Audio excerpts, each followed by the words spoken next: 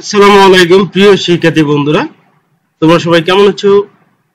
National university honours second year compulsory English subject 2024 এখানে BA, BSS, BSc honours second year exam 2023।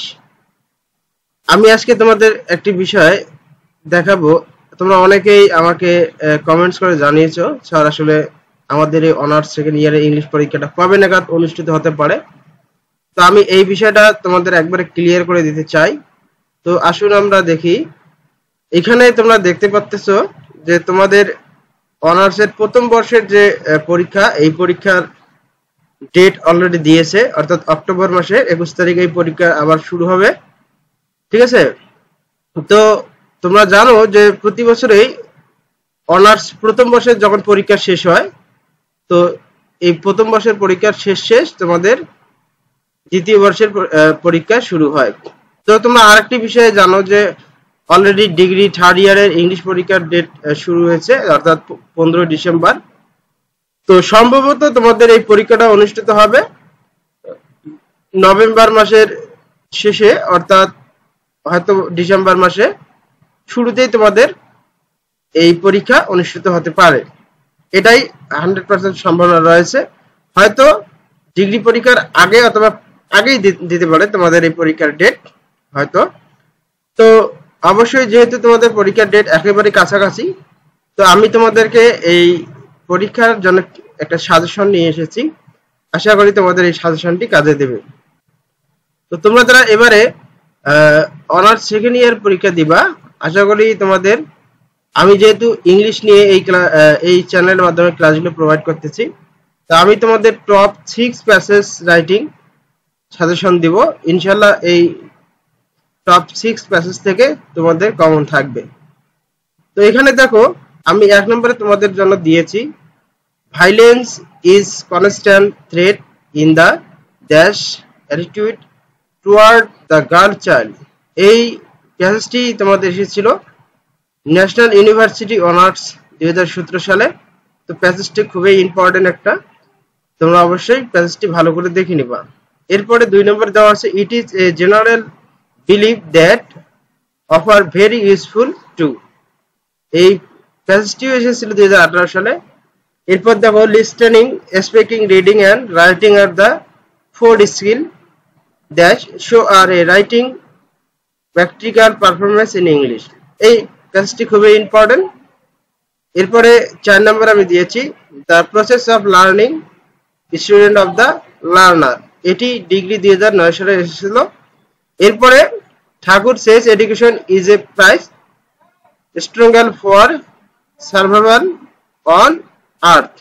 এটি অনার্সে 2006 সালে এসেছিল এবং ডিগ্রি 2016 সালে এসেছিল। সর্বশেষ আমি যে প্যাসেজটি তোমাদেরকে দেখাবো, এটা হচ্ছে culture shock can be an excellent going up in the any society. এটি 2014 সালে এসেছিল। তো মূল কথা হচ্ছে, আসলে তোমরা যে প্যাসেজ পড়বা, এই প্যাসেজ তোমাদের কমন আসার সম্ভাবনা কতটুকু। দেখো প্রিয় শিক্ষার্থী বন্ধুরা, প্যাসেজ কিন্তু হুবহু কমন থাকে না, অবশ্যই প্যাসেজের কিছু ক্রিয়েটিভিটি করে দেয়। এই কারণে তোমরা পরীক্ষায় বলো যে প্যাসেজ কমন নেই। তো প্যাসেজ কমন না থাকলে তোমরা কিভাবে অ্যান্সার করবা, কোন উপায়ে লিখবা, কিভাবে তোমরা পড়বা, এই বিষয়গুলো উপর ডিপেন্ডস করে আমার একটা পিডিএফ হ্যান্ডআউট রেডি হয়েছে।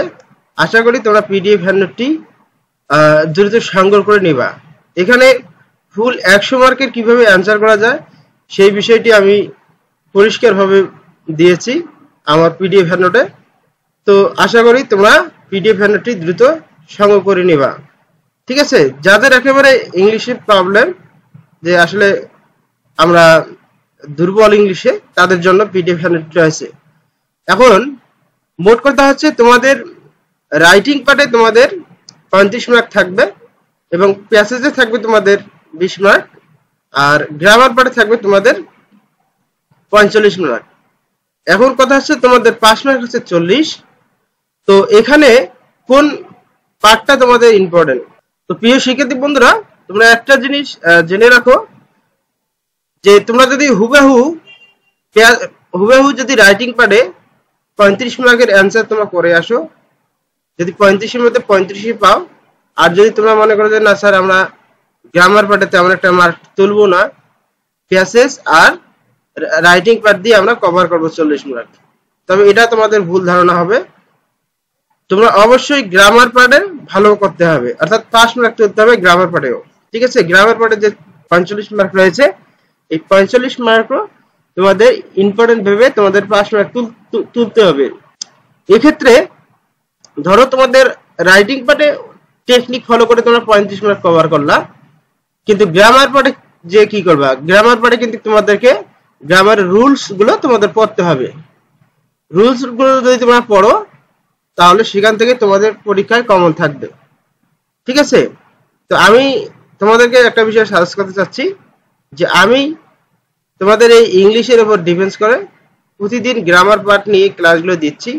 আশা করি তোমরা যদি ক্লাসগুলো দেখো তাহলে কোন কোন গ্রামারগুলো তোমাদের আসতে পারে, কোন টপিক নিয়ে কোন সেন্টেন্সগুলো তোমাদের আসতে পারে, সেই বিষয়টি আমি আমার ইউটিউব চ্যানেলে কন্টিনিউ আলোচনা করতেছি, ক্লাসগুলো করাচ্ছি, দেখাচ্ছি। আশা করি তোমরা বিষয়গুলো দেখবা। যদি ক্লাসগুলো করো তাহলে তোমাদের আশা করি গ্রামার পার্টে কোনো প্রকার সমস্যা থাকবে না। আর যাদের গ্রামারের একবারে সমস্যা অবশ্যই আমার সাথে যোগাযোগ করো। আমার learn with Robi Facebook page রয়েছে, সেখানে যদি তোমরা আমাকে নক করো তাহলে ইনশাল্লাহ তোমাদের গ্রামার পার্টের যে অংশে ভালো মার্ক তোলার জন্য আমি তোমাদেরকে সাজেশনটা প্রোভাইড করবো ইনশাল্লাহ। আর কন্টিনিউ তোমরা অবশ্যই ক্লাসগুলো করবা। ধন্যবাদ জানিয়ে বিদায় নিচ্ছি। আল্লাহ হাফেজ।